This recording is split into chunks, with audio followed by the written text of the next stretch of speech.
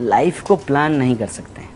Life जो परिस्थिति पैदा करती है उससे सिर्फ जूझ सकते हैं, क्योंकि हर मोड़ पे ये लड़ाई है। मान लीजिए झोला लेके घर से निकले हैं और स्टेशन पे रिजर्वेशन कराया है, अपनी सीट पे जा कर के बैठने का सोच रहे हैं, पहले से 10 आदमी वहाँ बैठा हुआ है और आप कुछ नहीं कर सकते हैं, आप उन्हीं के साथ बैठ करके आपको आना पड़ेगा। तो ट्रेन से जो यात्रा शुरू होती है वो फिर जो है दिल्ली स्टेशन पे जब आप बाहर निकलेंगे तो कोई आएगा और तिरंगा जैसा एक स्टिकर लगा करके 10 रुपये आपसे वसूली कर लेगा, मांगेगा नहीं, आपका वसूली कर लेगा।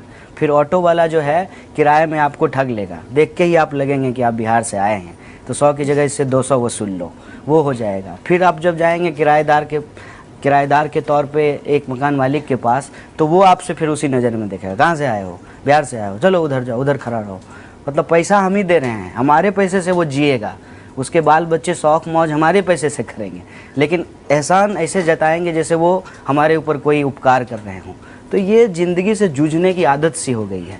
जेएनयू भी नहीं सोचे थे कि कभी जेएनयू पहुँचेंगे, जीवन की परिस्थितियाँ जो है वो जेएनयू पहुँचा दी। और जेएनयू जब पहुँचे तो थोड़ा रिलैक्स हो गए थे कि चलो देश की बेस्ट यूनिवर्सिटी में एडमिशन हो गया है, आराम से पीएचडी करेंगे, पीएचडी करने के बाद जो है बाहर तो नौकरी पड़ी हुई है, जा कर के नौकरी ले लेंगे। लेकिन समय बीतता गया और ये एहसास हो गया कि ये मामला इतना आसान नहीं। लेकिन नौकरी मतलब उस वक्त जब बिहार से निकले थे तो यूपीएससी करने आए थे। अच्छा, यूपीएससी करने आए थे और उसके लिए हमने बड़ी तैयारी की थी। एन मौके पे सरकार को लगा कि सोशल साइंस के स्टूडेंट को लेने की ज़रूरत नहीं है यूपीएससी में, और ये बात मोदी जी को नहीं लगी थी, ये बात मनमोहन सिंह जी को लगी थी। इसीलिए हमने कहा कि सरकार किसी की भी रही हो, जब हमारे साथ गलत हुआ तो हम चिल्लाए, उस वक्त भी चिल्लाए हमने। तो जो हमने पढ़ाई की थी यूपीएससी के दौरान ऑप्शनल के लिए, उसी बेसिस पे हमको लगा कि हमको एकेडमिक्स की तरफ जाना चाहिए। Then I have decided to give the entrance exam of appear in the entrance exam of JNU, और हम एंट्रेंस एग्ज़ाम दिए और जो पढ़ा हुआ था उसकी बेसिस पे टॉप कर गए और एडमिशन हो गया। और एडमिशन हो गया तो यही सपना था कि पीएचडी कंप्लीट करने के बाद किसी यूनिवर्सिटी को ज्वाइन करेंगे और पढ़ाएंगे। लेकिन इसी बीच में जो यूनिवर्सिटी में होता था तो उसमें जो हमारे सवाल थे उन सवालों को लेकर के हम भी प्रोटेस्ट में शामिल होते थे। शामिल होते होते पॉलिटिकल कॉन्शियसनेस बनते बनते वहाँ के लोगों को पसंद आया, चुनाव लड़े, प्रेसिडेंट बना दिया। प्रेसिडेंट बन गए तो मोदी जी को अच्छा दिन लाने का सवाल भूल करके हमको लगा कि इन स्टूडेंट्स को जेल में डालना ज़्यादा ज़रूरी है, तो उठा करके जेल में डाल दिए। जेल से बाहर निकल करके आए तो वो लोग सोचे होंगे कि डर जाएगा, घबरा जाएगा, अपना जो है माफ़ी मांग लेगा, चुप हो जाएगा। ये तो सीखे ही नहीं है, माफ़ी कहाँ से मांग लेंगे, जो किए ही नहीं है वो बात स्वीकार कैसे कर लेंगे। तो हमने अपना पोजीशन रख दिया। तो बीजेपी के लोग कहने लगे कि हम लोग कांग्रेस के कहने पे बोल रहे थे। तो हम ये सवाल पूछते हैं कि जब कांग्रेस के खिलाफ बोल रहे थे तब क्या आपके कहने पे बोल रहे थे? तब भी तो अपने कॉन्शियसनेस से बोल रहे थे। तो जो कॉन्शियसनेस हमको मिला है वो हमारी एजुकेशन की वजह से मिला है, और वो एजुकेशन हम जनता के टैक्स के पैसे से हासिल किए हैं। तो आप जिसके चंदे पे जीते हैं आप उसके लिए पॉलिसी बनाते हैं, हम जिनके टैक्स के पैसे पे जिए हैं हम उनके सवालों को लेकर के लड़ते हैं। इतनी सी बात है। वो इसको राजनीति कहते हैं, हम इसको अपने हक की लड़ाई कहते हैं। यही अंतर है कि बिना सोचे समझे किसी व्यक्ति के ऊपर एक एलिगेशन लगा दिया जाता है। और ये बात कोई ऐसा नहीं है कि कोई साधारण व्यक्ति ने बोल दिया, देश के गृह मंत्री ने बोल दिया कि हाफिज सईद से इन लोगों का रिश्ता है। अब मान लीजिए कि उनकी बात सही है एक मिनट के लिए, अगर मेरा रिश्ता हाफिज सईद से है तो आप मुझे खुला कैसे छोड़ दिए हैं? उल्टे आप हमको पुलिस सिक्योरिटी दे करके पूरा देश में घुमा रहे हैं। लालू प्रसाद यादव आपका विरोध कर रहे थे तो वो जेल में हैं, और कन्हैया कुमार बाहर कैसे घूम रहे हैं, पुलिस सिक्योरिटी कैसे उनको मिल रहा है। और यदि ऐसा नहीं है, हाफिज सईद से मेरा रिश्ता नहीं है, तो आपने किस आधार पर ये बात कही? आपको देश से माफ़ी मांगना चाहिए, आपको ये बात नहीं बोलनी चाहिए। मेरा नाम मैंने बार बार कहा है, मेरा नाम अगर कन्हैया अंबानी होता तो मेरे ऊपर ये आरोप नहीं लगता। क्योंकि मैं एक ऐसे परिवार से ताल्लुक़ रखता हूँ जिसके बारे में आप कुछ भी कभी भी बोल दीजिए, जो कमज़ोर व्यक्ति है उसके ऊपर आप कोई भी आरोप मत दीजिए, आपको पता है कि वो कुछ कर नहीं पाएगा। लेकिन मेरा ये मानना है कि इस देश में कमज़ोरों की संख्या ज़्यादा है।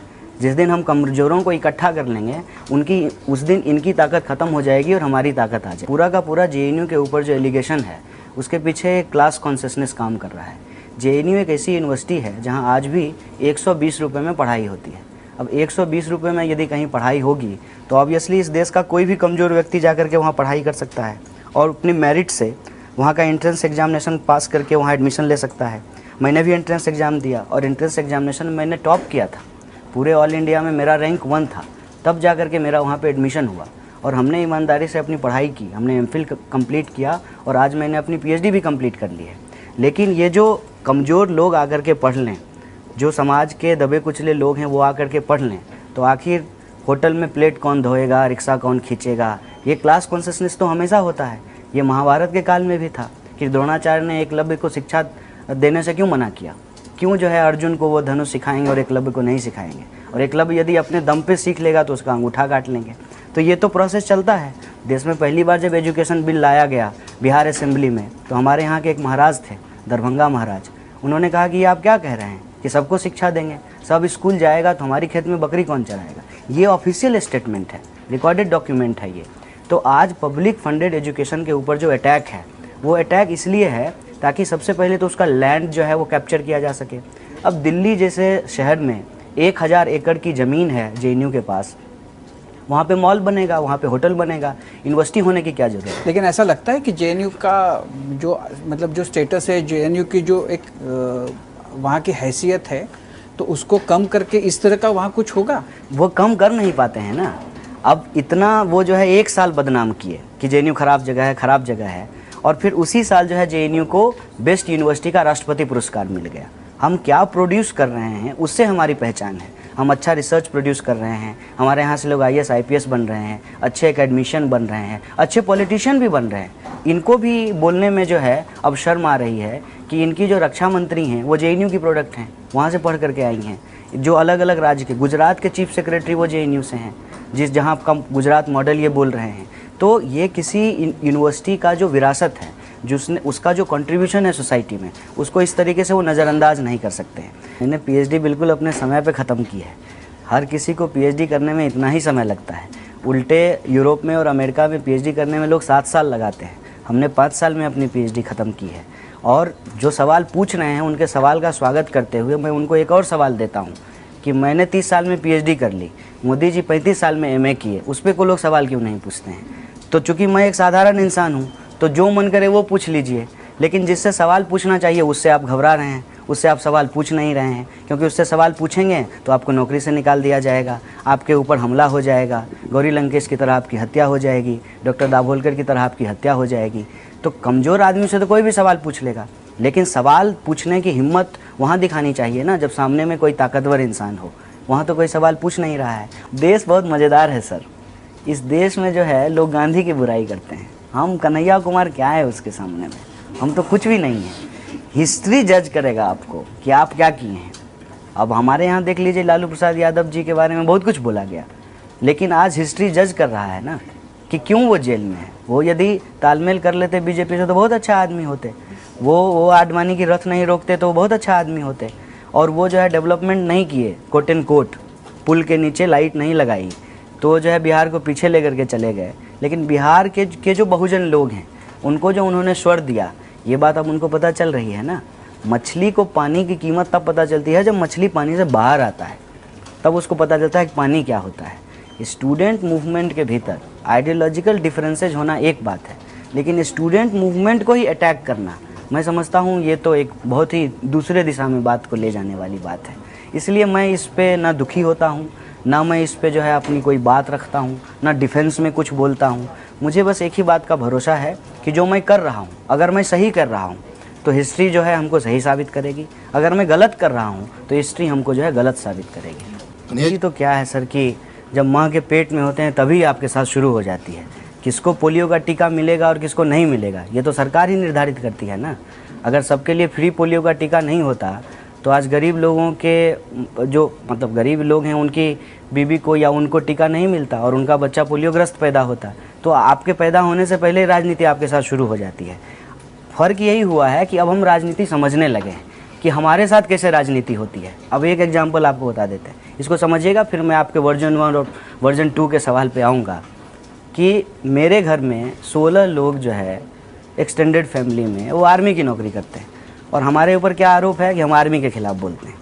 रियलिटी क्या है कि आर्मी के एक जवान ने, BSF के एक जवान ने कहा कि दाल में सिर्फ पानी ही पानी है, और जो है नारायण की तरह जो है दाल ढूंढते हैं, ऐसे करके खोजते हैं तो दाना मिलता है। वो आज जो है नौकरी में नहीं है, उनको नौकरी से निकाल दिया गया। ये है रियलिटी। जितने भी वीरता पुरस्कार पाने वाले लोग थे, उनके बच्चों के लिए एजुकेशन का स्पेशल फंड होता था, जिसको घटा दिया गया है। परमवीर चक, शौर्य चक, ये सारे अवार्डी जो हैं उनके बच्चों के एजुकेशन का बजट कम कर दिया गया है। सेमथ पे कमीशन लागू होने के बाद आर्मी के जवान हैं उनका वेतन बढ़ा नहीं है, उनका वेतन घट गया है, क्योंकि जो इनकम स्लैब है वो इनकम स्लैब नहीं बढ़ाने की वजह से क्या हुआ है कि उनको इनकम टैक्स ज़्यादा देना पड़ रहा है, नतीजा उनको पेमेंट कट करके मिल रहा है। ये उनकी रियलिटी है। जो शहीद हैं उनकी फैमिली का कोई रिहेबिलिटेशन नहीं है। मेरे एक भाई साहब इंसर्जेंसी में शहीद हुए, मैं जानता हूँ कि मेरी भाभी के साथ क्या हो रहा है, मेरे भतीजे के साथ क्या हो रहा है। तो ये हमारी रियलिटी, हम जानते हैं कि मेरे पिताजी किसानी कर रहे हैं और इस देश में 12,000 किसान आत्महत्या कर रहे हैं, और जो किसानों को बीमा देने वाली कंपनी है उसको 10,000 करोड़ का मुनाफा हो रहा है, और किसान के बच्चे जो हैं वो सीमा पे शहीद हो रहे हैं, और मोदी जी कह रहे हैं कि नोटबंदी करने के बाद आतंकवाद खत्म हो गया है। तो ये अब हम समझते हैं, और ये हम पहले से ही समझने लगे थे, ऐसा नहीं कि सिर्फ अब समझे हैं। अलग अलग समय में जब समझ रहे थे तो अपनी कैपेसिटी में उसका विरोध कर रहे थे। अब इसमें जो है एक आपको अलग तरीके का माहौल इसलिए दिखेगा कि 9 फरवरी के वक्त जेएनयू को एक मीडिया अटेंशन मिला, फिर वो पूरा का पूरा एपिसोड चला। खाली वक्त था ना सर, सपोज कीजिए कि देश में उस वक्त चुनाव हो रहा होता तो आप कवर करने के लिए जाते, खाली स्लॉट था, मीडिया भी क्या करती, कुछ मसालेदार मिल गया था, अब कवर कर लिया। अब बोला कि इसमें क्या है, कुछ भी दिखा दो, क्या कर लेगा। अंबानी थोड़ी है कि हमारा जो है पैसा रोक देगा, या जो है हमारे सीनियर जो है एडिटर को निकलवा देगा, ऐसा तो है नहीं। कन्हैया कुमार क्या कर लेगा, हम मतलब 10 आदमी लेकर ज़्यादा से ज़्यादा आपके ऑफिस के सामने प्रोटेस्ट कर लेंगे, आपका ऐड थोड़ी बंद कर देंगे, सरकार थोड़ी हैं हम, वो तो अमित शाह बंद कर देंगे, ये उनके हाथ में है। ये जो मॉनिटरिंग है उसमें हम कमज़ोर लोग हैं, कुछ जवाब तो दे नहीं सकते हैं। मसाला बहुत अच्छा है, नेशनलिज्म बिक रहा है ना, देश के नाम पे लोग कजारिया टाइल खरीदेंगे, देश की मिट्टी से बना है, पता नहीं बाकी टाइल जो है किस मिट्टी से बनता है, आप देखिए ना।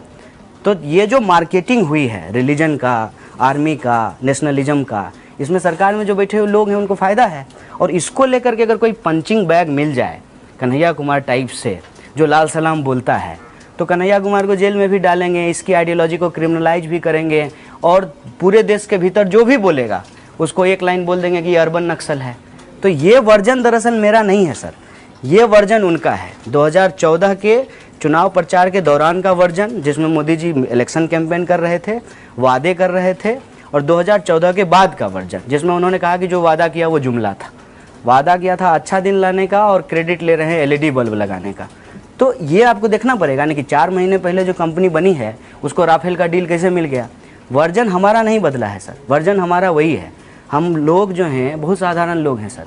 मेरे नाना जी जो हैं वो स्वतंत्रता सेनानी रहे हैं, मेरे एक्सटेंडेड फैमिली में लोग स्वतंत्रता सेनानी रहे हैं। हमारे गांव को जो है बिहार का बारदोली कहा जाता है। 1942 में हमारे गांव के बहुत सारे लोग जेल गए थे, और रेल जो ब्रिटिशर्स के द्वारा रेल की पटरी लगाई गई थी उसको उखाड़ दिया था। बिहार के स्वतंत्रता आंदोलन के इतिहास में हमारी फैमिली का नाम है। तो हम शुरू से ही भारत माता की जय बोलते रहे हैं। लेकिन ये जब नेशनलिज्म का खेल खेला गया, नेशनलिज्म के नाम पे जो खेल खेला गया, उसको समझ गए कि अच्छा हम भारत माता की जय बोलेंगे, ये हमारी इच्छा है, हम बोलेंगे, लेकिन हम भारत माता की जय नहीं बोलते हैं, ये प्रोपेगेंडा करके आप नाथूराम गोडसे की जय बोलेंगे, ये समझ में आया। और आप जो है राम का नाम लेकर के नाथूराम का मंदिर बना देंगे, ये हमको समझ में आया। जय श्री राम बोल करके हे राम को बोलने वाले को गोली मार देंगे, ये हमको समझ में आया। तो हमने उसको अपने तरीके से काउंटर किया है। जहाँ तक सवाल में ये है कि आपने उस नारे का विरोध नहीं किया, मैं हमेशा से कह रहा हूँ कि मैं उस नारे का खिलाफ था। एक पर्चा बतौर प्रेसिडेंट हमने निकाला था जिसमें स्टूडेंट यूनियन की तरफ से उन नारों को क्रिटिसाइज किया था। संबित जी जो है, आप उसी प्रवक्ता का नाम ले रहे हैं, वही सबसे खाली हैं, रोज़ शाम को मिल जाते हैं। वो जो है पेपर दिखाते हैं, वो पेपर जो उनके फेवर में हो, या वो हिस्सा वो पढ़ करके सुनाते हैं जो उनके फेवर में हो। अभी जो कोर्ट से हमको एक्यूटल मिला है वो पेपर दिखाते हैं, वो पेपर दिखाते हैं कि हमने जो पर्चा निकाला था कि नहीं, ये जो अगर नारेबाजी हुई है तो वो नारेबाजी जो है वो गलत हुई है, वो पेपर कभी दिखाते हैं। हमारे जैसे जो लोग हैं जो मेन लैंड से आते हैं, मेन स्ट्रीम जो पॉलिटिकल इशूज़ है उसके साथ जुड़े हुए हैं।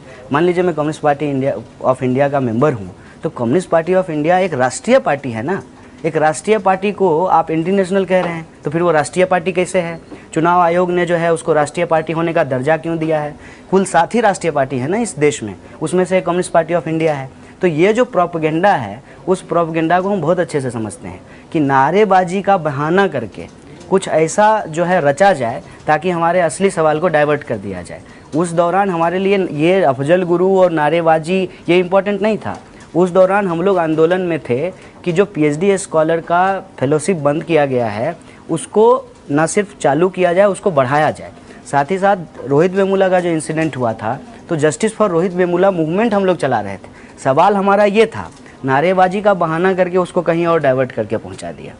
आप जो बोल रहे हैं वो ठीक है कि जो पॉलिटिकल पार्टीज़ है, जो सरकार में है पार्टीज़, वो प्रोपेगेंडा कर रहे हैं, लेकिन जो स्टूडेंट मूवमेंट से अब बाहर आ रहे हैं, जैसे आप है, शैला रशीद जैसे लोग हैं, आपको नहीं लगता कि ये जो आप जैसे अब जो नेता बनने जा रहे हैं वो लोग थोड़ा जिम्मेदारी से कम बात करते हैं, कुछ भी स्टेटमेंट मार दिया, आपका आर्मी वाला स्टेटमेंट हो, उनका गडकरी जी वाला स्टेटमेंट हो, और थोड़ा जिम्मेदारी से बात करना चाहिए क्योंकि स्टूडेंट्स आपके तरफ देखते हैं, ट्वीट डाल दिया, कुछ बोल दिए, ये नहीं होना चाहिए।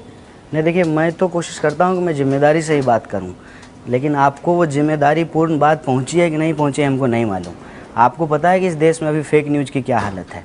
तस्वीर हमारी होगी, स्टेटमेंट किसी और का होगा, और ये सब टेम्पलेट बना करके चल रहा है। तरह तरह के जो है फेक न्यूज़ हैं, कुछ भी चला देते हैं। कौन सा आपको वायरल सच, ये आप ही लोगों का जो है वो प्रचार है ना। जब कहा गया कि हम 11 बार फेल हो गए हैं, और ये कहने वाले जो है कोई साधारण व्यक्ति नहीं है, तथाकथित सेलिब्रिटी हैं, उन्होंने ये बात कह दी। अब बताइए कोई पीएचडी में 11 बार कैसे फेल कर देगा। आप जो कह रहे हैं कि हमने आर्मी के खिलाफ बोला है, ये पूरी तरह से प्रोपेगेंडा है और आपको इसको जज करना चाहिए। अगर हम आर्मी के खिलाफ कुछ बोलते तो हम जेल में होते। ऐसा नहीं है कि कोई किसी के खिलाफ कुछ बोल देगा और उस पर जो है कानून का राज नहीं है, उस पर कानून की कार्रवाई नहीं होगी। आउट ऑफ कॉन्टेक्स्ट अगर आप किसी चीज़ को निकाल लेंगे तो वो तो फिर सुनने में अजीब लगेगा ही। आगे पीछे का लाइन जो है वो फोटोशॉप पे एडिट कर दीजिए, पता नहीं किस पे एडिट करते हैं हमको नहीं पता, लेकिन होगा कुछ एडिट करने वाला ना। आगे पीछे का हटा करके बीच का दिखा दीजिए तो उसका पूरा अर्थ ही बदल जाएगा। बेसिकली उसमें ये है कि महिला दिवस के दिन पूरी दुनिया में जो महिलाओं की स्थिति थी उस पर हम चर्चा कर रहे थे, और उस पर हमने बताया कि अगर हम पुरुष हैं तो मान लीजिए कास्ट वायलेंस होता है तो मेरे ऊपर 1 लेयर का वायलेंस होगा, आएगा और हमारी हत्या करके चला जाएगा। लेकिन अगर हम महिला हैं तो मारने से पहले हमारे साथ बलात्कार होगा, तो हमारे साथ 2 बार वायलेंस होगा ना। उस कॉन्टेक्स्ट में हमने कहा कि रुवांडा में, जो अफ्रीका का एक देश है, 1 लाख महिलाओं के साथ एक साथ बलात्कार किया गया। ये क्यों किया गया? आखिर हमको अगर चिढ़ाना हो तो मेरी माँ की गाली क्यों दी जाती है? ताकि क्रिमिनलाइज किया जा सके, टेरराइज किया जा सके। और उसमें हमने कहा कि सिक्योरिटी फोर्सेज के ऊपर भी महिलाओं के साथ अत्याचार करने का आरोप है, और ये हम नहीं बोल रहे हैं, ऐसा नहीं हम बोल रहे हैं, ये सुप्रीम कोर्ट कह रही है। सुप्रीम कोर्ट ने इस पे जो है ह्यूमन राइट कमीशन को डायरेक्शन दिया है। अभी जो है आफ्स्पा को लेकर के जो रिपोर्ट आई है उस पे जो है अभी आया है ना, सब लोग बोल रहे हैं ना कि आफ्स्पा ख़त्म करना चाहिए। इसके 2 व्यूज़ हैं। बहुत सारे एक्स आर्मी ऑफिशियल्स ने कहा कि इससे हमारी आर्मी डिस्करेज हो जाएगी, अब सुप्रीम कोर्ट को ऐसा नहीं करना चाहिए, ये बोल रहे हैं ना। हम कह रहे हैं कि हम लोग जिम्मेदारी से बोलने की कोशिश करते हैं, लेकिन जिनका काम है इस बात को पहुंचाना, वो यदि जिम्मेदारी से नहीं पहुंचाएंगे तो फिर हम क्या कर लेंगे। हम आपके सामने बैठे हुए हैं, यहाँ आपने पोस्टर लगाया है तो इसमें आप पाकिस्तान का नक्शा तो लगा ही सकते हैं ना, आपके लिए बाएं हाथ का काम है तो लगा दीजिएगा, हम क्या कर लेंगे, आपका क्या बिगाड़ लेंगे। जिम्मेदारी से हम हमेशा बोलते हैं क्योंकि हमारे पास गैर जिम्मेदार होने का ऑप्शन ही नहीं है। ऑप्शन होकर के क्या हम सस्टेन कर पाएंगे? हमारे लिए स्थिति है, ये हमारी स्थिति नहीं है कि हम इसको जी पाएंगे। तो जो लोग गैर जिम्मेदारी से इस काम को पहुंचा रहे हैं लोगों के बीच में गलत तरीके से, उनको आइडेंटिफाई करना जरूरी है। हम लोग एक्चुअली फेक न्यूज के शिकार हैं, लेकिन हमारी लड़ाई सच्ची है। करने का हाल तो आपको पता है, आप बता सकते हो क्या हुआ था उस दिन? देखिए, सबसे नहीं आपको भी पता हो सकता है। नहीं, आप तो वहाँ पे थे। मैं बता देता हूँ, मैं सब बात का जवाब दे दूंगा। मैं प्रधानमंत्री थोड़ी है कि आपसे पहले सवाल ले लिए और जवाब बाद में देंगे। आमने सामने आप पूछ रहे हैं, आपसे हम सवाल लिखवा लिए हैं क्या? नहीं है ना, लिखने का सवाल नहीं है। तो आप वहाँ पे थे तो ठीक है, चलिए बोलिए। माझा कट्टा है, बोलिए। कोई चौधरी की इंटरव्यू थोड़ी ले रहे हैं, मोदी जी का सवाल पहले से पूछ लेंगे। देश में जो हो रहा है उसको समझिए सर। सबसे पहली बात, जब घोषणा हुई मैं वहाँ नहीं था। एक भी एविडेंस होता, मैं आपको बता रहा हूँ कि जब घोषणा हो रही हो और मैं वहाँ होता तो मैं जेल में होता, क्योंकि मेरे ऊपर जो आरोप लगा। उस वक्त कहाँ थे? मैं अपने हॉस्टल में था। हाँ। जब 2 ग्रुप में लड़ाई हुई, हाँ। सिक्योरिटी फोर्सेस के बाद वो हो चुका है, हाँ। जिस घोषणा की आप बात कह रहे हैं, अगर वो हुआ है तो हुआ है कि नहीं आपको पता है? अगर वो हुआ होता, इसको भी समझ। आपको मालूम है कि आप तो हॉस्टल में थे, हॉस्टल और आप मैदान में कि कितना अंतर था दोनों में? इसके 2 किलोमीटर का अंतर। 2 में तो आप वहाँ पे नहीं थे? मैं वहाँ पे नहीं था। 1000 एकड़ की यूनिवर्सिटी है। मतलब बहुत बड़ा है सर, ठीक है। 1000 एकड़ की यूनिवर्सिटी है, मैं 2 किलोमीटर दूर हमारा हॉस्टल है। जब सिक्योरिटी फोर्स ने कहा कि 2 ग्रुप में लड़ाई हो गई, आकर के छुड़ा दीजिए, क्योंकि मैं प्रेसिडेंट था तो मेरे कहने पे शायद लोग झगड़ा नहीं करते, तब मैं वहाँ पहुँचा हूँ। अगर मैं पहले से वहाँ मौजूद होता तो एक बात जान लीजिए, मैं प्रेसिडेंट यदि नहीं भी होता, यह मैं बार बार कह रहा हूँ, एक कॉमन सिटीजन होने के चलते मैं ये घोषणा नहीं होने देता। ये गलत बात है। लेकिन ऐसी घोषणाएं दी गई थी क्या? मतलब देखिए, इसको लेकर के 2 ओपिनियन है। एबीवीपी के लोग आज भी कह रहे हैं कि वो घोषणा दी गई, और जो लोग ऑर्गेनाइजर जिनको कहा जाता है, उन्होंने कहा कि हमने ये घोषणा नहीं दी कभी भी। लेकिन अभी जो करंट स्टेटस है, तो पुलिस इस पर चार्जशीट करती, कोई चार्जशीट नहीं है इस पर। मेरी बात आप समझ रहे हैं? तो मुझे तो यही वाला वर्जन सही लगेगा ना, कि घोषणा नहीं दी गई। अगर घोषणा दी भी गई है, 1 मिनट के लिए मान लीजिए, तो आप होंगे तब तो कुछ करेंगे, और इसमें प्रेसिडेंट होने या नहीं होने का सवाल नहीं है। आप इसको ऐसे मत समझिए कि गांव में चोरी हो गई और मुखिया को जेल में डाल देंगे, ऐसा नहीं है। अगर मैं कॉमन सिटीजन भी होता तब भी मैं उसमें इंटरवीन करता, लेकिन मैंने बतौर प्रेसिडेंट भी इंटरवीन किया। जब मेरे ऊपर यूनिवर्सिटी ने 10,000 का फाइन किया था, तो यूनिवर्सिटी ने यही लिखा कि आप ड्यूटी बाउंड नहीं थे, ठीक है। तो हमने कहा कि हम ड्यूटी बाउंड नहीं थे, तो आप ड्यूटी बाउंड थे वाइस चांसलर साहब, देश के प्रधानमंत्री ड्यूटी बाउंड थे।